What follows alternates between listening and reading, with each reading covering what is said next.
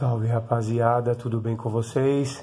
Espero que todos vocês estejam bem, em paz, com saúde e que todos vocês se conservem assim, para que em breve nós estejamos juntos novamente.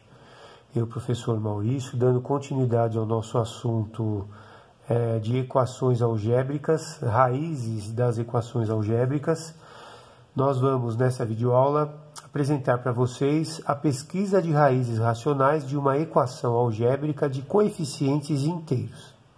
Primeiramente, o que vem a ser as raízes de uma equação algébrica?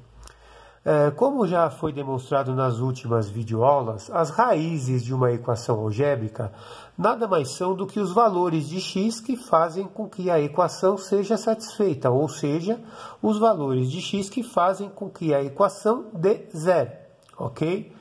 Muito bem. As equações polinomiais de grau 2, elas têm até duas raízes reais, certo? Ou elas têm até duas raízes complexas, né? As equações algébricas de grau 3, elas possuem três raízes.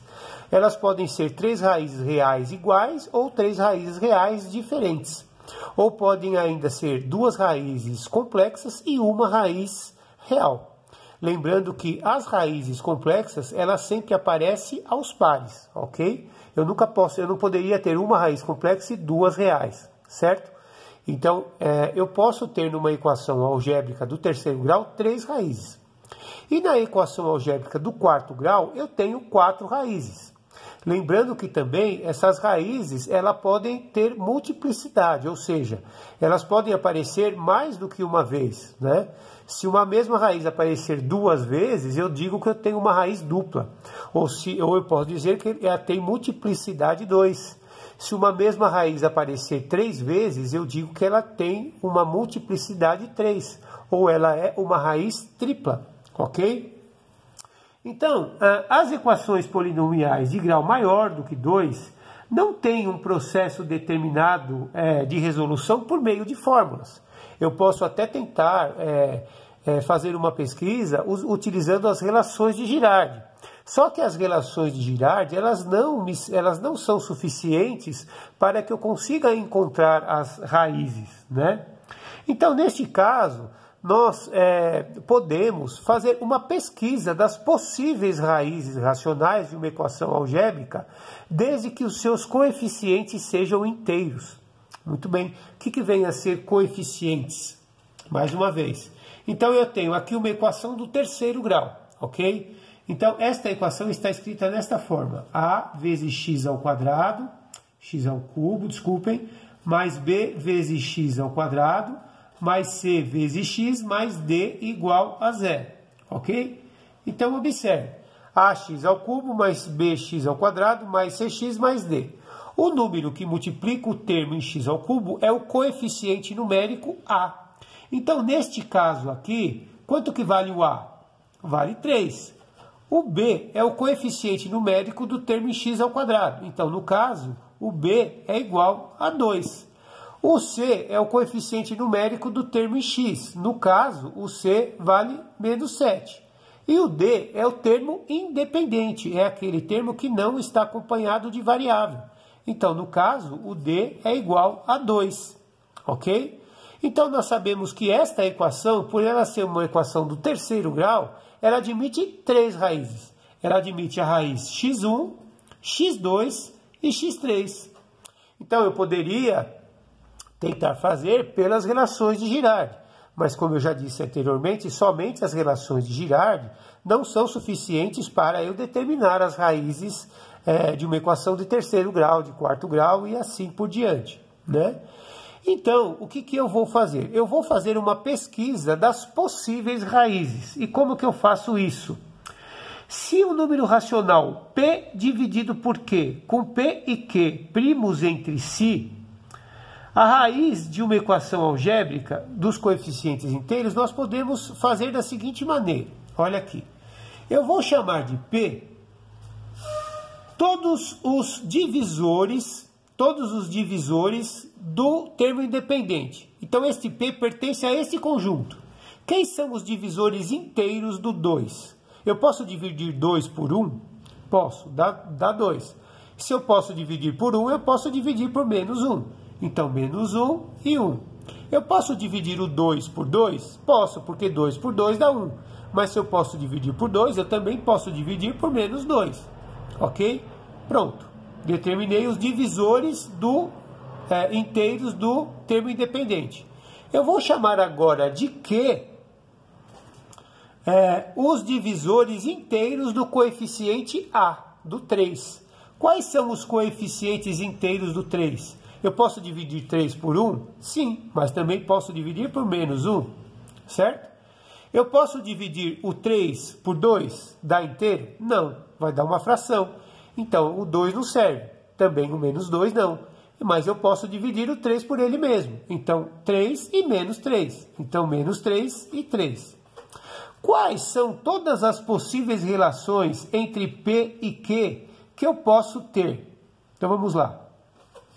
Por exemplo, vamos dividir P por Q, desde que essa razão ela seja irredutível, essa fração seja irredutível, porque todos esses números 2 e 3 são primos entre si, certo? Então vamos lá. Então eu posso dividir o menos 1 por menos 1, vai dar 1. Menos 1 por 1 dá menos 1. Então o menos 1 e o 1 podem ser raízes dessa equação. Eu posso dividir o menos 2 por menos 1? Posso, dá 2. E posso dividir o 2 por 1? Posso também, dá menos 2. Então, eu posso dizer que o menos 2 e o 2 também podem ser raízes dessa equação. Eu posso dividir o menos 1 por menos 3? Posso, dá 1/3. E posso dividir menos 1 por 3? Dá menos 1/3. Então, eu também posso dizer que eu posso ter menos 1/3 e 1/3. Ou também, eu posso dividir o menos 2 por menos 3, que dá 2/3, ou menos 2 por 3, que dá menos 2/3. Então, eu posso ter também menos 2/3 e 2/3. Então, este conjunto aqui, desses 8 números, dentre esses 8 números, possíveis números, eles podem ser raízes dessa equação. E como que eu faço para determinar? Olha, eu posso ir testando, por exemplo. Então, o que são as raízes da função? As raízes da função são os valores de x, esses possíveis valores de x, que fazem com que esta equação dê zero. Vamos testar para o menos 1. Vamos ver o que acontece com o menos 1, para o x igual a menos 1. Então, eu vou calcular o p de menos 1. Vamos ver quanto dá. Então, p de menos 1, aonde tem o x, eu vou substituir por menos 1. Então, vai ficar 3 vezes menos 1 elevado ao cubo, mais 2 vezes menos 1 elevado ao quadrado, menos 7 vezes menos 1, mais 2, ok? Então, não esqueça, eu tenho multiplicação, potência, soma, subtração, multiplicação, potência. Quem que eu faço primeiro? Sempre primeiro a potenciação, depois a multiplicação e, por último, as somas e as subtrações. Então, menos 1 ao cubo, como eu tenho um número negativo elevado a um expoente ímpar, o resultado vai dar um número negativo. Então, menos 1 ao cubo dá menos 1, vezes 3 dá menos 3. Menos 1 ao quadrado dá 1 positivo, vezes 2 dá 2, ok? Menos 7 vezes menos 1, menos vezes menos dá mais. 7 vezes 1 dá 7, então dá mais 7. Mais 2, ok? Tudo bem? Vamos ver quanto que dá isso? Então, o P de menos 1 vai dar igual a 2 mais 7, 9, mais 2 dá 11. 11 menos 3 dá 8. Então, o P de menos 1 deu 8. Então, significa que se não deu 0, significa que o menos 1 não é raiz do polinômio. Então, eu já descarto o menos 1. Vamos testar para o x igual a 1. Então, vamos calcular o P de 1. Então, aonde tem o x, eu vou substituir por 1.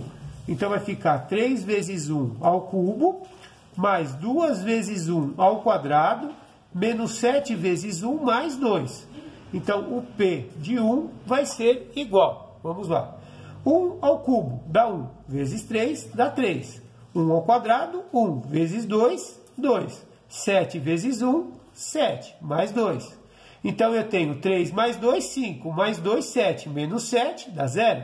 então significa que o P de 1 deu 0, ok? Se o P de 1 deu 0, significa então que o 1 é raiz do polinômio. Beleza, eu encontrei a primeira raiz. E a partir daí, o que eu faço? Se eu encontrei a primeira raiz do polinômio, então eu posso, a partir daí, utilizar o dispositivo prático de Briot-Ruffini. E como que eu faço isso? Alguém lembra? Vamos lá. Então, eu vou dividir o polinômio 3x ao cubo mais 2x ao quadrado menos 7x mais 2. Se eu sei que o 1 é raiz desse polinômio, é porque este 1 ele é a constante com o sinal trocado de um polinômio do primeiro grau. Então, esse polinômio do primeiro grau é x menos 1, certo? Então, o que eu vou fazer? Então, eu vou fazer o seguinte, eu vou fazer o dispositivo prático de Briot-Ruffini. Então, eu vou colocar esse 1 aqui, certo? Aqui no meio, nessa parte central, eu vou colocar os coeficientes numéricos do x, ou seja, 3, 2 e menos 7. E aqui eu vou colocar o termo independente, que é 2.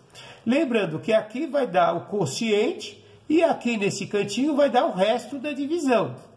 Lembrando que o resto da divisão, se realmente o 1 for raiz do polinômio, tem que dar 0, ok? Então vamos lá, como que eu faço o dispositivo prático de Briot-Ruffini?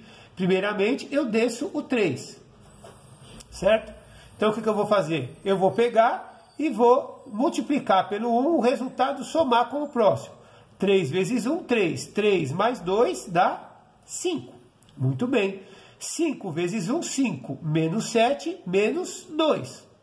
Menos 2 vezes 1, menos 2. Mais 2, 0. Olha lá, legal. Provou que o 1 é raiz do polinômio. Se eu dividir o polinômio do terceiro grau por um polinômio do primeiro grau, o que sobrou aqui é o polinômio do segundo grau, porque x elevado ao cubo dividido por x elevado a 1, eu conservo a base e subtraio os expoentes. 3 menos 1 vai dar 2.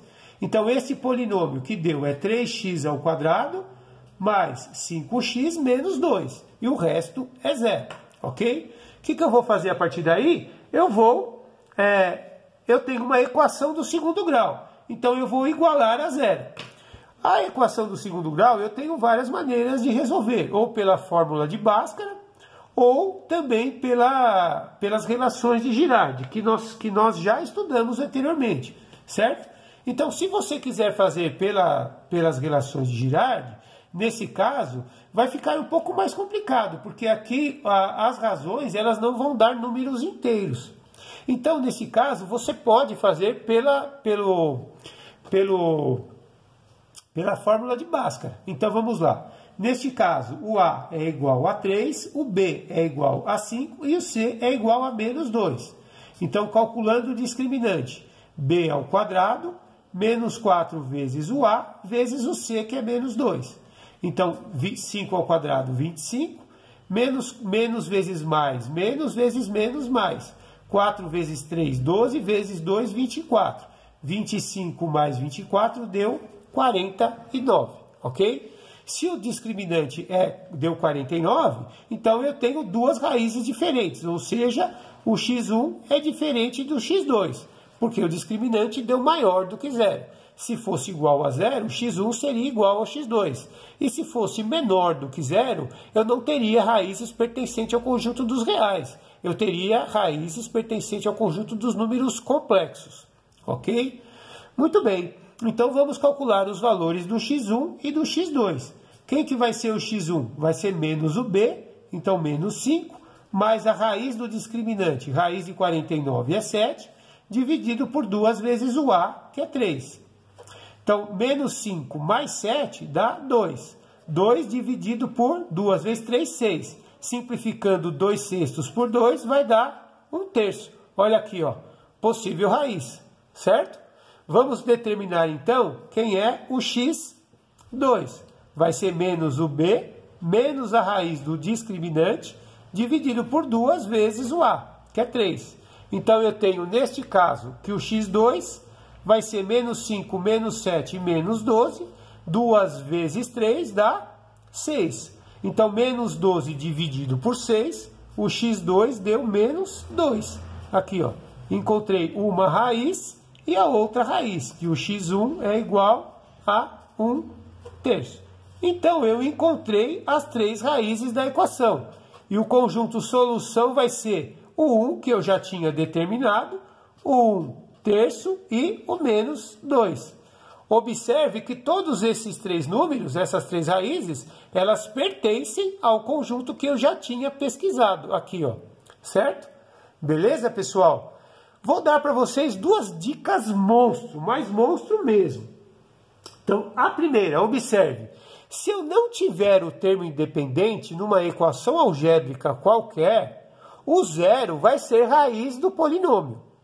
Por quê? Porque se eu não tiver o termo independente, se eu substituir no lugar do x o zero, qualquer coisa zero elevado a qualquer coisa multiplicado por qualquer coisa vai dar sempre zero. Então, se eu não tiver o termo independente em qualquer equação algébrica, o zero será uma das raízes dessa equação algébrica, ou as raízes do polinômio. Outra dica, nem todo número p dividido por q obtido é raiz da equação. Por quê? Porque essa pesquisa de raízes racionais só pode ser feita em equações com todos os coeficientes inteiros, ou seja, se os coeficientes não forem inteiros, essa pesquisa não tem valia alguma. Ok, pessoal? Mais uma dica, vou dar a terceira dica então para vocês. Se a soma dos coeficientes do polinômio for nula, então 1 é raiz do polinômio. Ou seja, se eu somar todos os coeficientes numéricos do polinômio e o resultado for